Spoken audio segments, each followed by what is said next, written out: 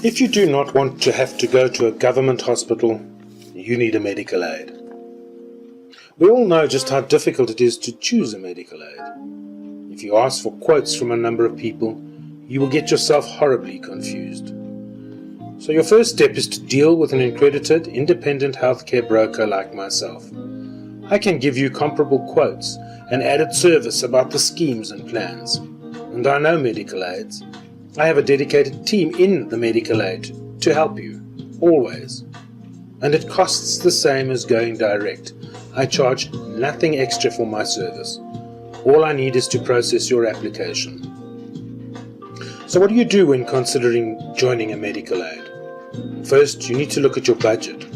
What can you comfortably afford to spend each month?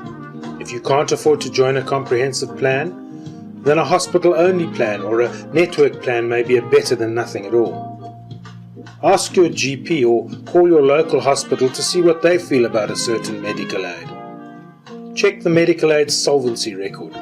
Can they pay claims on time? The main difference between different medical aids and options within them is the amount of cover provided with regard to specialists and other suppliers while you're in hospital. What type of cover do you want? Remember, the more the benefits and the greater the limits that you want, the higher your premium will be. Look back at last year's medical costs and ask yourself, do you have any hospital costs? How much was spent on day-to-day costs like GP visits, medicines, dentists and chronics? Are there any future medical costs like maternity that you need to prepare for? Are you concerned about your age and needing more age-related treatments? Do you want a comprehensive plan that provides both in and out of hospital cover using any provider that you wish? Could you accept a network plan where you use the scheme's providers? These types of plans should cost less, as most premiums are linked to the income you earn. You get reasonable benefits for a low cost. They really offer emergency and life-sustaining hospitalization with a comprehensive, basic, day-to-day benefit. Hospital plans are often more affordable than a comprehensive medical aid. Can you look at buying a hospital-only plan and pay your own day-to-day costs? This is an option that many members are considering, as it allows you to control your medical costs while ensuring against your greatest medical financial risk. Medical aid has 4 parts that you must investigate: in-hospital benefits, out-of-hospital or day-to-day benefits, chronic medicines, fitness and wellness reward programs. So let's look at the first part, in-hospital cover. This is the most important benefit to consider because this is your area of highest financial risk.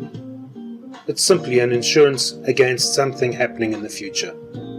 Time in hospital can quickly wipe out all your savings. Your cover must be the best that you can afford. So what should you look for? Well, first, no overall annual in-hospital limit.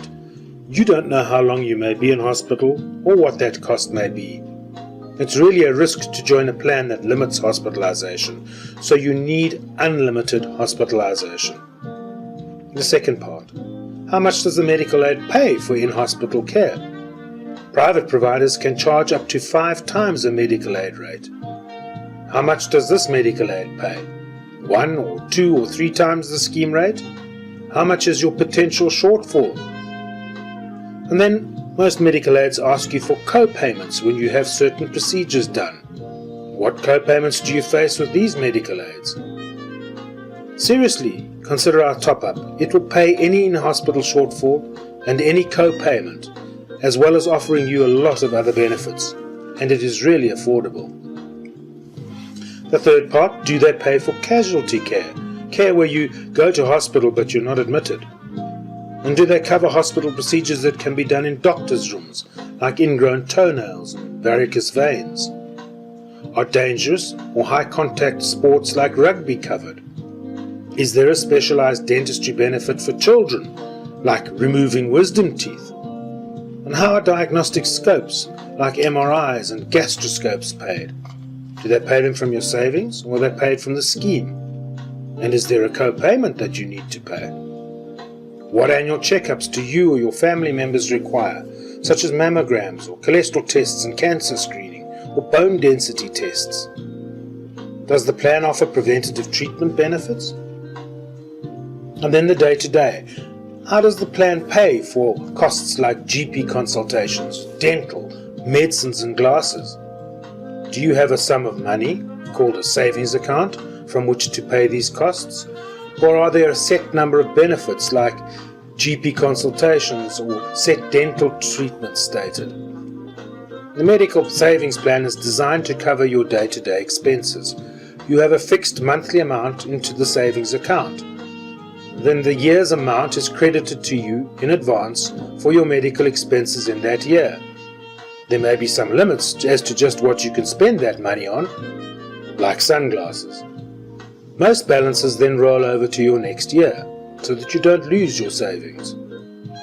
Some more expensive plans have a safety net, where, if your savings are used and your claims have added up to a certain amount, they pay certain day-to-day costs for the rest of that year.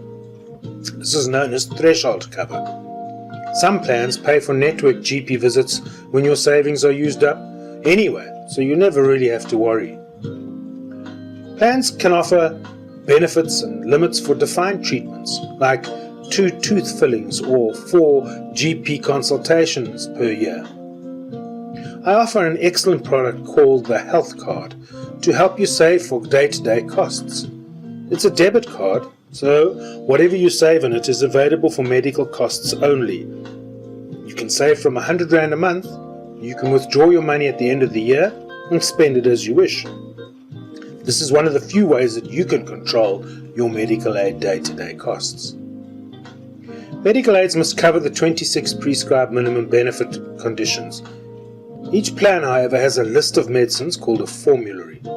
If your medicine's on the list, it is paid for. If it's not, you may have to use one that is on the list. If you cannot do that, some schemes will pay an amount for the listed medicine and you might have to pay the balance. Must you make sure and use a specific provider in order to get these chronic medications? The more comprehensive and expensive the plan, the better your chronic cover is. So you need to decide whether a better chronic benefit plan and pay a higher premium, or you would take a lower plan and pay some chronics yourself. All schemes can add waiting periods, and they will advise you after they have underwritten your application. Most schemes offer a lifestyle or rewards program, because the more you use, say, discounted gym benefits or healthy foods, the healthier you become and the less you will claim from the scheme. But they do cost extra. The more you use those programs, the higher your discount rewards on nutrition and leisure, airlines, products like Adidas, so on and so forth. Consider using a network of providers.